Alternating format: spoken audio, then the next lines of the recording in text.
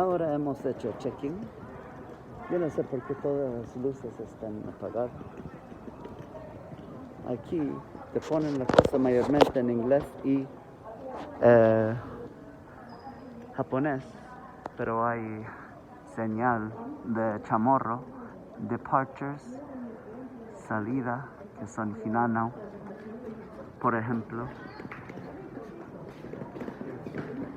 Estación de enfermera.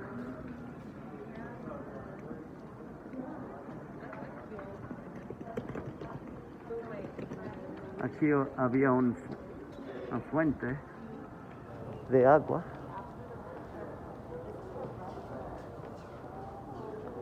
Mucho antes. Allá afuera hay un carabao que vamos a sacar una foto. Nos quedan aproximadamente nada de tiempo. Oh, sí, hay más carabaos allá afuera. Ah, y la fuerte de Humata. La campana. Sí, no la campana, la fuerte. Que tú no entraste porque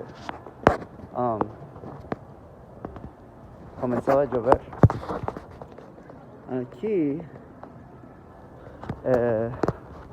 nada más tienen cajeros automáticos de Bank of Guam, Banco de Guam, Coast 360 y Banco de Hawái.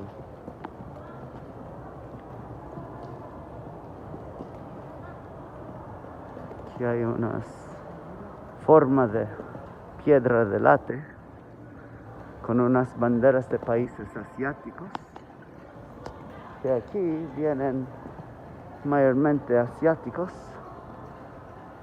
Estacionamiento Fensagazen Careta.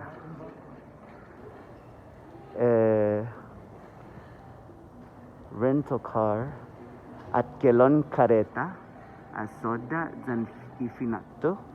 Transportación Tano. Un chamorro. Baños. Ah, es por allá arriba que uno tiene que entrar. Pero vamos a fumar primero. Mira, ellos podían entrar. Aquí es donde uno entra, son las llegadas, donde la gente sale del avión. Ahora vamos a fumar